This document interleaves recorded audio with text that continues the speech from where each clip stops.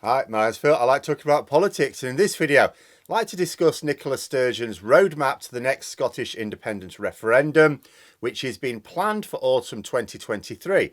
But first, if you'd like to be notified of daily news and politics, please subscribe to the channel and click the bell notification icon. So, Nicola Sturgeon's announcement this week essentially had four elements to it. The first is that she has written to Boris Johnson in order to discuss a Section 30 order, which would create a referendum along the same lines that took place in 2014. Second, as the first step is spectacularly unlikely to be reciprocated, which I think is a bit mad, but never mind. She has also announced that if Johnson doesn't play ball, she will ask the Supreme Court for judgment on the legal position of issuing a non-binding referendum without Westminster's approval. The third element was that if all went well, and it turns out we are still a democracy, that this referendum will take place on October the 19th, 2023. And then the fourth element was that if it turns out we are not as democratic as we should be when it comes to self-determination, the SNP would not seek to break the law, but to campaign in the next general election on an isolated, exclusive platform of independence.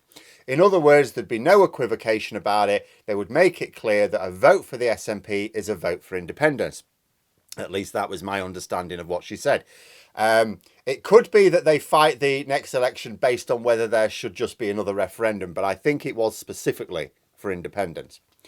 The main bone of contention here was when John Swinney of the SNP said that they would have a mandate for independence if the party gained a majority of the Westminster seats in Scotland after the next general election. Now, given that you could do that on fewer than a third of the votes, that was absolutely ridiculous.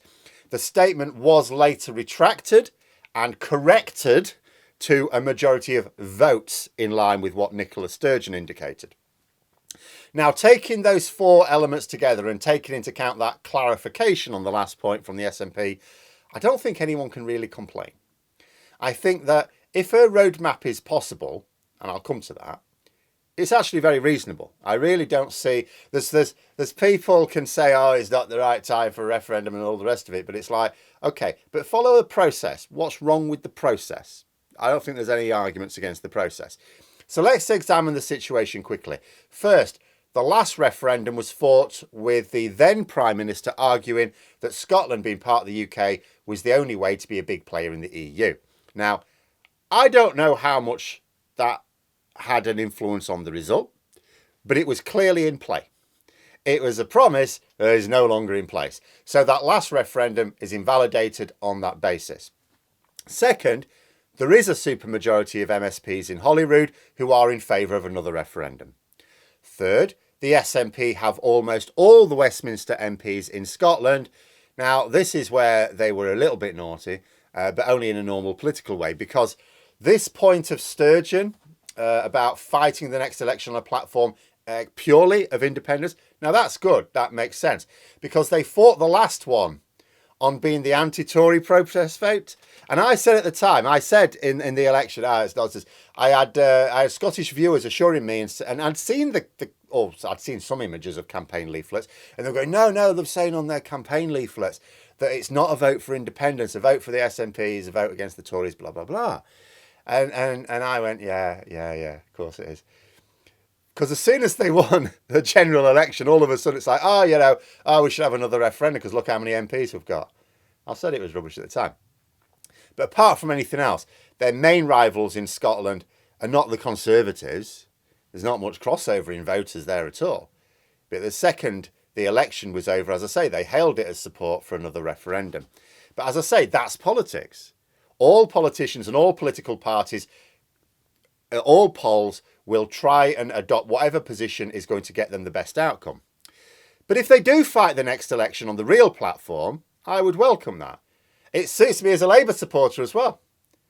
And I think it's the right decision for the SNP. Because here's the thing, now that they've said that, if there's even one SNP campaign leaflet that only goes to a couple of houses in Lossiemouth or something, but if there's just one campaign leaflet that says anything other than that, it has any policy other than that, then doesn't matter how well they do, Others will be able to say, but you said you'd stand on this platform and you didn't, did you? You naughty little tinkers. But I actually hope it doesn't come to that, because I want Sturgeon to be able to have a referendum next year as planned. It would mean that the issue of self-determination for Scotland is constitutional, which is important for both the Union and democracy in general. It would mean that politics can heal a bit. It would mean Labour don't have to mess about with any of that usual rubbish about the Tories using an SNP coalition, which has never happened anyway, as some sort of bogeyman during the elections. It's best for everyone, maybe not the Tories. But the route is curious, because here's how I thought it would work out. Sturgeon asked Johnson for a Section 30 order. It's refused. She then gets lawyers to make a legal case for issuing a referendum independently of the Tory government in Westminster. This would be challenged in court, would go to the Court of Session first, and then the appeal heard in the Supreme Court. That's the usual thing. That's what you'd expect. The Supreme Court tends to hear appeals and for cases where something's actually been done. Most famously when Johnson lied to the Queen and illegally prorogued Parliament. Now, I didn't know that Sturgeon could go directly to the Supreme Court and without even having her bill presented. And checking out expert legal opinion, I'm still not entirely sure. We'll have to see. Sturgeon's legal argument seems to be the use of Section 34 of the Scotland Act, which does state that the Scottish law officers may refer any devolution issue which is not subject to proceedings straight to the Supreme Court. So it does sound like she would be able to do it, maybe. And it would be a lot tidier. This would be way tidier. Because the Supreme Court would ultimately hear the case anyway. So why not go straight to it if there's a legal route to do so? If the Supreme Court accepts this as a proper use of their time, it's in everyone's interest. It means a much less messy and protracted legal battle, and the whole thing has to end up there anyway, like I say. Now, I have seen legal experts say they're not entirely sure if the referendum bill represents a devolution issue. To non-experts like myself, and I imagine the vast majority of you, you go, well, surely it is. You know, after all, why wouldn't holding a referendum on self-determination be a devolved issue?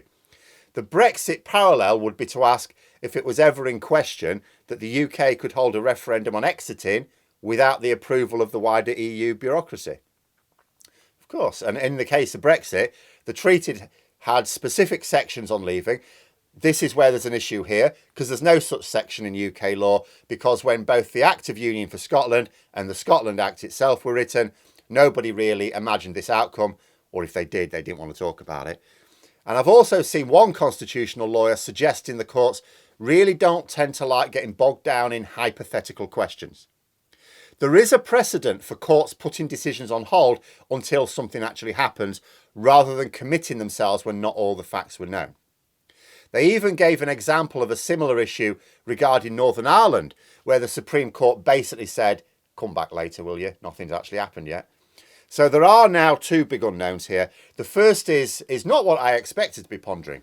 Will the Supreme Court actually make a decision on a hypothetical situation where there is precedent for them basically saying, nah, come back later, mate.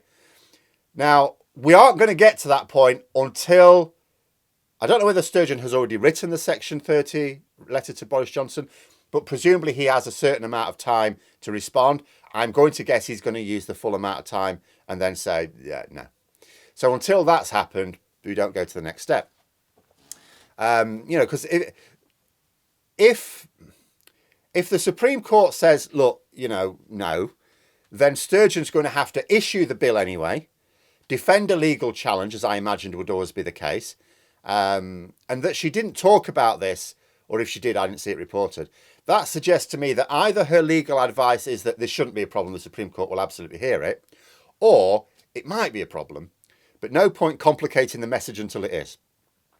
So then once either the Supreme Court accepts that it can hear the case in advance, or it can't, but we go through the usual tomfoolery first, the real question will be, does the Scotland Act allow the Scottish Parliament to produce a non-binding referendum, because that's all that's been talked about here, for independence without the specific approval of Westminster? Now, if they rule that it does, then great. If not, although I'm not sure it'll be a surprise to a lot of people, because, I do accept that certainly it looks like it probably wouldn't be, because otherwise what's the point of the Section 30 orders? It'll be a bad day though, won't it? It'll be a bad day for the British Constitution. And we do seem to be having quite a few of them, don't we? But then we'll have to look ahead to the next general election. Now, this is where, of course, it's going to get a bit messier. It will be a little over a year after the intended date for the referendum. Strategically, I think the Conservatives should not let it get to that. Or that they should promise to agree to another referendum if the SNP get a majority of MPs. So here's what I think the Conservatives should do. I actually think they should just say, look, do you know what? You have got the majority of MPs in Westminster in Scotland. You have got a clear majority of MSPs in Holyrood. I know that those two parties don't actually make a majority of the votes in the last Scottish elections, but the Conservatives aren't into that anyway, are they? I just think strategically they'd be way better saying, look, agree to the Section 30 order, get it out the way, win it, move on. But, and I know there's going to be loads of comment going, oh, you wouldn't win it. Well, okay, then let it be what it'll be. But at the very least, strategically, the Conservatives should say, look, we think it's very reasonable, this idea of trying to get the majority of votes. Because in reality, the SNP probably wouldn't. In fact, I'd be confident that the SNP will not get a majority of votes in Scotland in the next general election. I'd be confident of that. I think that Westminster government, with Conservatives in this case, could absolutely put as a manifesto promise, cast iron guarantee. Not that there's anything cast iron about their guarantees in the manifesto. If you get a majority of the votes, we will accept that as a mandate and we will issue the Section 30 order. Strategically, why wouldn't you do that? You know, but just, and that's the strategic element. Morally as well, self-determination is such an important democratic right. And there may be people who would be happy being in the UK in a functioning democracy who would vote to leave if this right is in doubt as well, because that's the other strategic element to it. If you basically say to people in Scotland, no, you're not allowed to just leave just because you want to, then that actually is going to convert more people in favour of independence, isn't it? If the court, after whatever process, says that Westminster has to approve the referendum, it should do so.